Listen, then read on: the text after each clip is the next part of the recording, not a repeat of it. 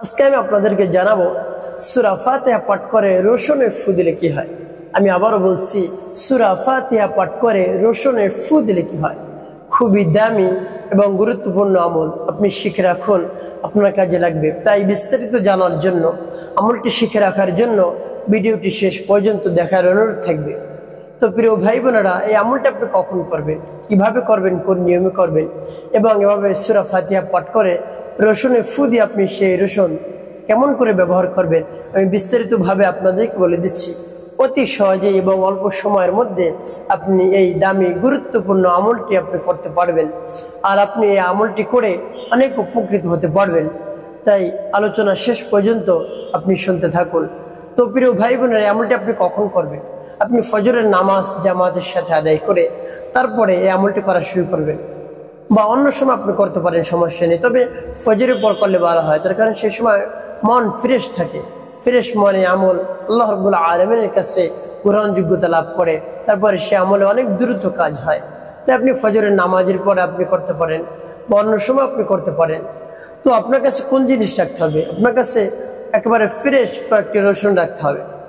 তো এই আমলটি করার ক্ষেত্রে আপনাকে পবিত্রতা অর্জন করতে হবে, অর্থাৎ পবিত্র অবস্থায় আপনাকে এই আমলটি করতে হবে। তো আপনার যদি অজু থাকে তাহলে তো ভালো, অন্যথায় উত্তম রূপ অজু করে পবিত্রতা অর্জন করবেন। সর্বপ্রথম আপনার জীবনের সব ধরনের গুনার কথা স্মরণ করে মহান রব্বুল আলামিনের কাছে ক্ষমার উদ্দেশ্যে, তওবার উদ্দেশ্যে ইস্তিগফার পাঠ করবেন, আস্তাগফিরুল্লাহ আস্তাগফিরুল্লাহ আস্তাগফিরুল্লাহ। তারপরে দুরূদ শরীফ পাঠ করবেন, সাল্লাল্লাহু আলাইহি ওয়াসাল্লাম সাল্লাল্লাহু আলাইহি ওয়াসাল্লাম সাল্লাল্লাহু আলাইহি ওয়াসাল্লাম, এভাবে 3 বার দুরূদ শরীফ পাঠ করবেন। তো দুরূদ শরীফ এবং ইস্তিগফার পাঠ করে আপনার সামনে রসুনে আপনি ফু দিবেন। তারপরে আমার দেখানো নিয়ম অনুযায়ী আপনি সূরা ফাতিহা পাঠ করবেন। সূরা ফাতিহা যখন আপনি পাঠ করবেন, তখন আপনার উদ্দেশ্যের কথা আপনি স্মরণ করবেন। যে উদ্দেশ্যের জন্য আপনি আমলটি করতেছেন, সেই উদ্দেশ্যের কথা আপনি মনে মনে স্মরণ করবেন।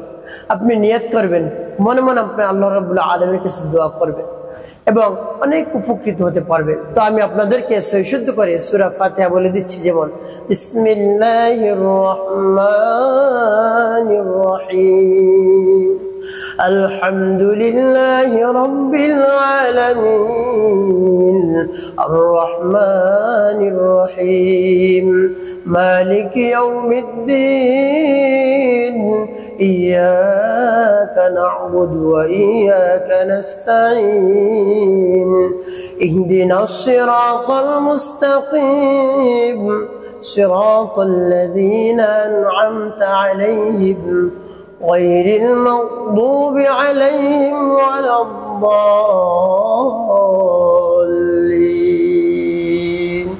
এভাবে যখন সূরা ফাতিহা পাঠ করা হয়ে যাবে, আপনার সামনে যে রসুন থাকবে, রসুনের মধ্যে একটি ফু, তারপর আপনি আবার পাঠ করবেন, যেমন বিসমিল্লাহির রহমানির রহিম, আলহামদুলিল্লাহি রাব্বিল আলামিন, আর রহমানির রহিম, মালিকি ইয়াউমিদ্দিন, ইয়াকা না'বুদু ওয়া ইয়াকা নাস্তাঈন, ইহদিনাস সিরাতাল মুস্তাকিম, সিরাতাল লাযীনা আন'আমতা আলাইহিম গায়রিল মাগদুবি আলাইহিম ওয়ালাদ-দাল্লিন।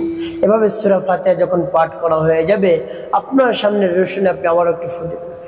তো প্রিয় ভাই বোনেরা, এভাবে কতবার আপনি সূরা ফাতিহা পাঠ করবেন? আপনি 7 বার পাঠ করে 7টি ফু রসুনের মধ্যে আপনি দিয়ে দেবেন।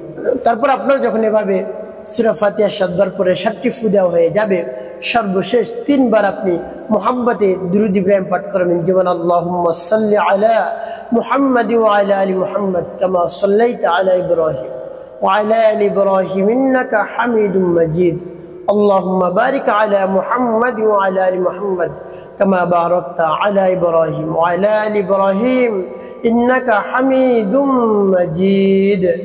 এভাবে যখন দুরূদ ইব্রাহিম পাঠ করা হয়ে যাবে, আপনার সামনে যে রসুন থাকবে, রসুনের মধ্যে একটি ফু, আপনার সামনে যে রসুন থাকবে, রসুনের মধ্যে 2টি ফু। তো প্রিয় ভাই বোনেরা, এভাবে 9টি ফু দিয়ে আপনার রসুন পড়া হয়ে গেল। এখন এই রসুন আপনি কি করবেন, কিভাবে আপনি ব্যবহার করবেন? সর্বপ্রথম আমি বলে দিব, আপনি এই রসুন কিভাবে ব্যবহার করবেন। আপনি এই রসুন প্রত্যেকদিন সকালে ফজরের নামাজের পরে 1 কোয়া করে খালি পেটে বাসি পেটে আপনি খাবেন। আপনি এভাবে যদি বাসি পেটে রসুন খান তাহলে কি হবে, কোন রোগ থেকে মহান রব্বুল আলামিন আপনাকে মুক্ত রাখবেন, মুক্ত করে দিবেন। আপনি শুনলে একেবারে অবাক হয়ে যাবেন কোন রোগ থেকে মহান রব্বুল আলামিন আপনাকে মুক্তি দান করবেন। সেই রোগ থেকে মুক্তি দান করলে আপনি খুশি হয়ে যাবেন, আনন্দিত হয়ে যাবেন।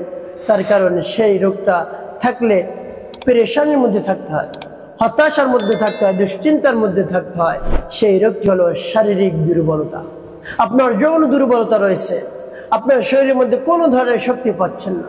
শারীরিক দুর্বলতা যদি আপনার থাকে তাহলে আপনার মন মেজাজ খারাপ থাকে, আপনার পেরেশানি থাকে, তারপর আপনার হতাশা থাকে, সব ক্ষেত্রে আপনার কোনো কাজ করতে ভালো লাগে না। আপনার যৌন সমস্যা কোনোভাবেই দূর হচ্ছে না, অনেক আপনি ঔষধ সেবন করেছেন, কোনোভাবেই দূর হচ্ছে না। তো এইভাবে আমার দেখার নিয়মের যে আপনি সূরা ফাতিহার আমল করুন, অবশ্যই অবশ্যই আল্লাহ রাব্বুল আলামিন আপনার সব ধরনের দুর্বলতা দূর করে দিবেন। শারীরিক দুর্বলতা, যৌন দুর্বলতা, আপনার শরীরের মধ্যে মহান রব্বুল আলামিন শক্তির ব্যবস্থা করে দিবেন, শক্তির সঞ্চার করে দিবেন। তার কারণ সূরা ফাতিহার অনেক গুরুত্ব রয়েছে, অনেক শক্তি মহান রব্বুল আলামিন এই সূরা ফাতিহার মধ্যে রেখেছেন। এই জন্য আপনি সূরা ফাতিহা আল্লাহ রাব্বুল আলামিনের উপর পূর্ণ বিশ্বাস রেখে, আস্থা রেখে, ভক্তি রেখে এইভাবে আমলটি করে আপনি প্রত্যেকদিন সকালবেলা 1 কোয়া করে রসুন আপনি খাবেন খালি পেটে, তাহলে মহান রব্বুল আলামিন আপনার শারীরিক সব ধরনের দুর্বলতা দূর করে দিবেন। আপনি এভাবে আমল করুন, অবশ্যই আপনি উপকৃত হতে পারবেন।